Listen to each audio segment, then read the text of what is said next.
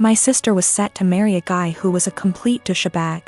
He seemed like a nice catch to any outsider. He was tall, handsome, very confident, a doctor.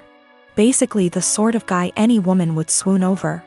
Unfortunately, he was a sociopathic, unrepentant narcissist, devoid of any empathy, who would take out his anger on anybody he felt beneath him and seemed to enjoy doing it.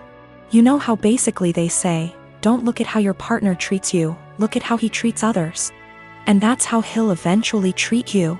My sister didn't pick up on that. I picked up on it early. This guy was really mean. Would berate and insult people for the smallest thing and would lose his cool with anybody who looked at him the wrong way. He started doing it to me, and I told my sister early on, this guy's an asshole. She was like, Nah. You two will eventually get along, you just got off on the wrong start. I told him I've seen him do that to other people, but she seemed to think, oh, but he's nice to me, I'm the special one. Maybe I can change him. Or I have no idea what she was thinking. After about 2 years together, when they were engaged, the cracks were evident. My parents loved him. His dad and my dad go way back. They both went to the same medical school together and have been close friends for decades. Her fiancé is also good friends with my 2 older brothers. After 2 years, my sister was realizing this guy was an asshole. He's always been an asshole, and he won't change. There was a really painfully obvious example one day when we were having dinner, and my sister's fiancé and my dad were having a discussion about something political. My sister tried to offer her opinion into the discussion, and they both snickered. Then this guy just started berating her and ripping into her in front of everyone, making her feel this small. I could sense her pain. She was just quiet and just sat there taking it. I was thinking, what are you doing with this guy? He has no respect for you. He has no love for you. Another time our family was at this dinner function where a lot of big people were around.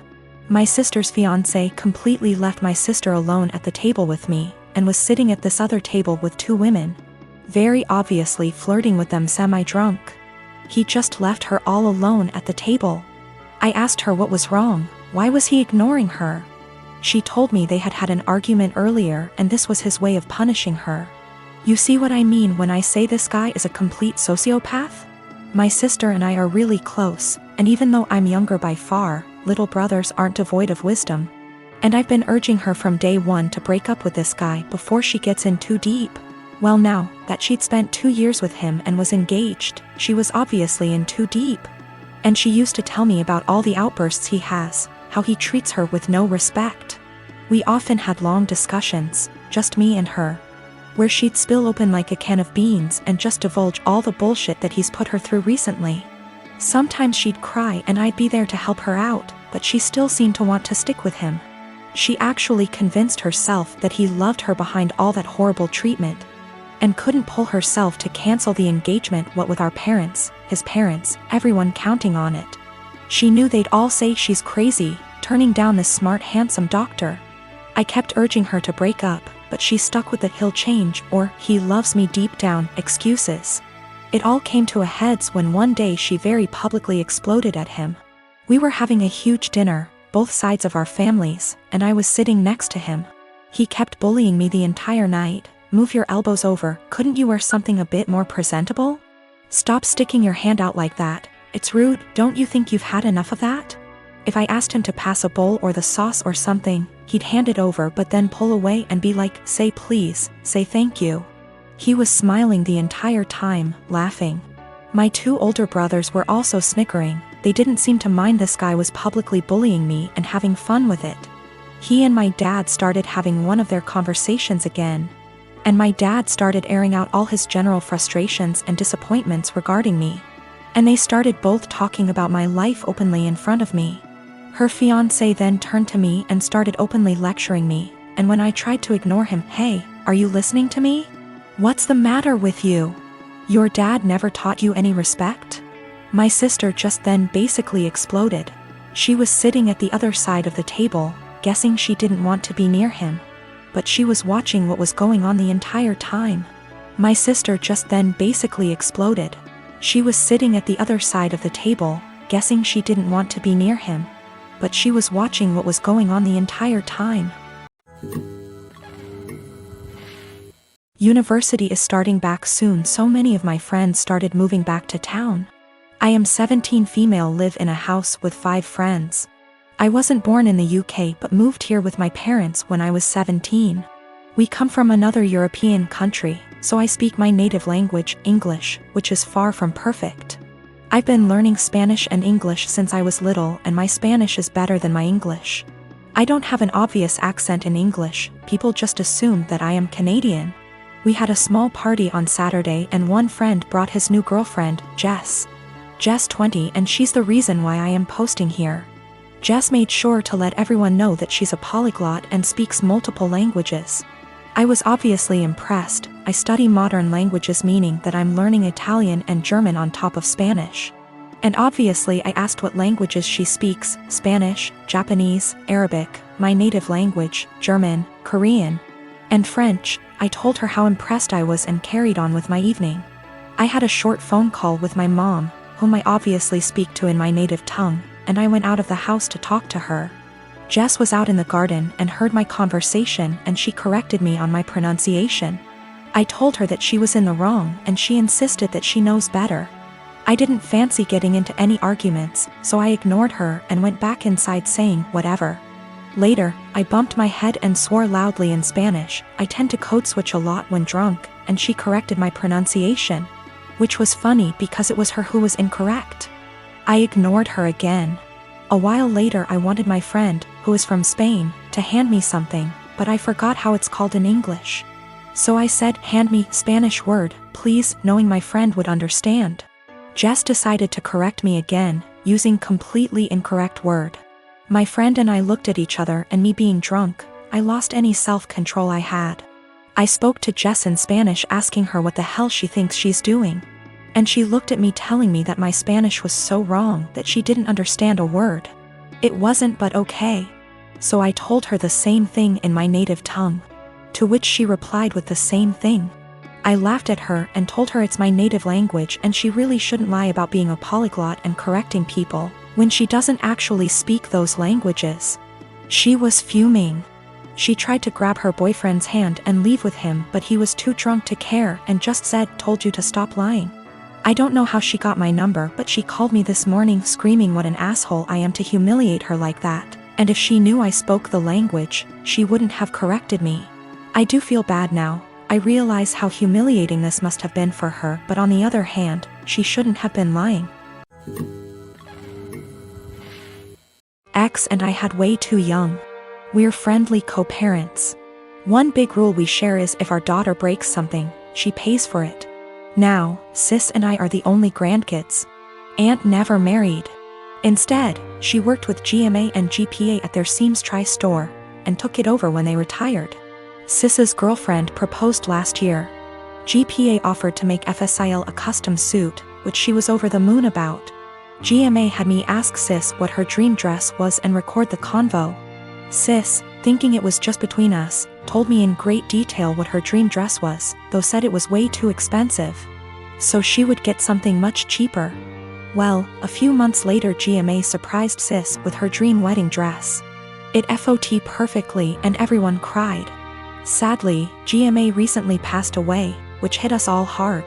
Sis was devastated, but decided that the dress meant GMA would still be there with us at the wedding.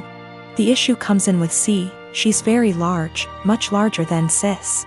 3 days ago, we decided to go visit Sis and see how she was doing. It was great, but then C asked if she could try on the dress. Sis politely said no. C made a face, but dropped it. Later, we decided to go grab dinner. Sis and I went to pick up our orders, but C decided to stay and play with Sis's dog. We got back, and the dress was destroyed. C had apparently tried to get it on, popping some seams, and got stuck. Instead of waiting for help, she cut her way out. The dress was hacked to bits. Sis was devastated and asked us to leave. I grounded C and called Aunt with some pictures, asking if it could be saved. She said there was no. She said she'd make a new one, but it wasn't the same. Then she dropped the bomb on me. GMA had hand-sewed most of the dress, used super expensive fabric, and put almost 500 hours in making that dress, since it was the only family wedding we'd have. In total, The dress cost $12,000, give or take. C has about $15,000 saved from various jobs, as well as winning writing competitions. This was supposed to help her in college. I took her to the bank and set in motion transferring all the funds, since as her parent I still have control over it. $12,000 to aunt to pay for the new dress. $3,000 to my sister's wedding, as an emotional distress tax. I explained exactly why this was happening to C, but she sobbed the entire time, asking what was she supposed to do for college and saying it wasn't her fault. I told her she could get a job if she didn't get a scholarship. And it was her fault for trying on the dress after she'd been told no, and for not waiting until we got back. A few popped seams could have been fixed. Hacking the dress to pieces couldn't. C told my ex, and while she agreed C was in the wrong after the full story, said I shouldn't have ruined her future for a free dress. I reminded her of our rule, and she still thinks I'm wrong. $3,000, that was to make up to my sister that C destroyed the last gift our dead grandma ever gave her. I consider that part of the price of destroying the dress, since even if Aunt remakes it, it's lost a great deal of its sentiment value.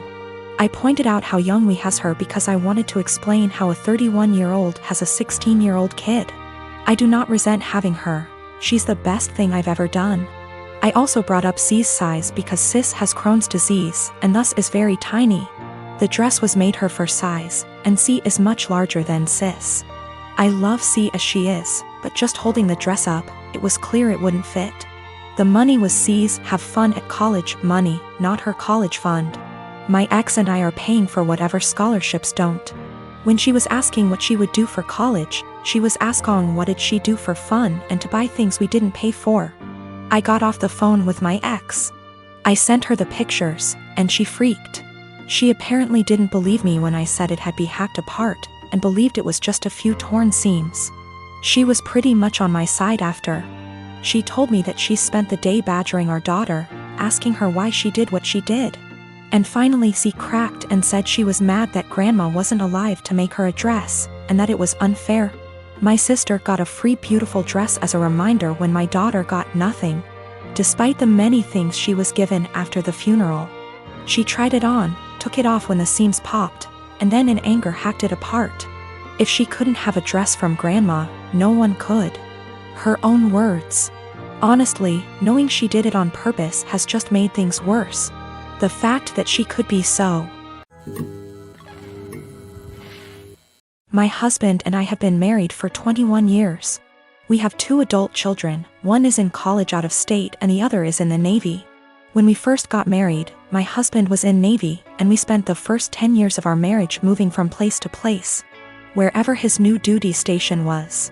I found it hard to make friends, and I could not keep a job, so I made a difficult decision and decided to be a song. When he got out of the Navy 11 years ago, he took a job and we moved. 3 years in, he got offered a job in another part of the company, however, it was in another state, so we moved again. We stayed there for 6 years. I went back to college and got my degree and began looking for work. I found a job I liked in my field, and 6 months into working, he said he was offered a job with a new company and wanted to take it. But that would mean we would be moving almost 2,000 miles from where we were in a new state. I reluctantly agreed because the new state would have more job opportunities for me and we would be closer to our family, which is something that we have not had in many years. Last night my husband came up to me and said that there was a job opening in his company and he wanted to apply for it. It would mean a pay raise and better hours, but the caveat would be that we have to move again. We have been living in our new state for 3 years. I love it here. I have an amazing job and I am making great money. I finally have friends and am able to socialize. I told him that I am not moving again. Anytime we have to move, he always leaves first and I end up being responsible for selling / packing the house. And I am not doing that again. Our son's college is only 2 hours from here, we can see him twice a month. If we move, that means we would have at least a day's drive and would only be able to do that once or twice a year. Now my husband is upset with me and guilt-tripping me because he claims I do not support him. I told him that was BS because I spent most of my life moving from place to place to support his career. He told me that I am selfish and he is just trying to provide for us. I told him that we are more than comfortable where we are now, and that if he truly wants to take the job, he will be going alone. My husband and I have been together since I was 15 and he was 17. He joined the Navy right after graduation from high school when he was 18 and I was 16, but had to wait 2 years before we could marry. He works for a company that has plants in 15 states. He is currently in middle management, but if he wants to advance his career further, he would need to go to another plant out of state. Financially, we are more than comfortable. We do not need any more money. My son plans to stay in the place he is after college. We have a great relationship with him and he comes home 1 time a month and we see him 1 time a month. My other son comes home on leave whenever he can and stays with us. We are very close to both of the boys. I talked to my husband again tonight and told him quite firmly that moving again was not an option for me. The area he wants to move has very little jobs in my field and specialty in that area, and I would need to commute more than an hour one way for a job versus the 20 minutes I have here. We are sandwiched between 2 major cities, and if we move we would be an hour from the most major city. I would also have to take a massive pay cut and work a menial job to build a new network to find employment in my field. My husband is disappointed in me for not wanting to leave. He left to stay with a friend because he needs to think. He doesn't understand why I would force him to turn down an opportunity to advance his career further. I told him to take all the time he needs, but I am not moving again.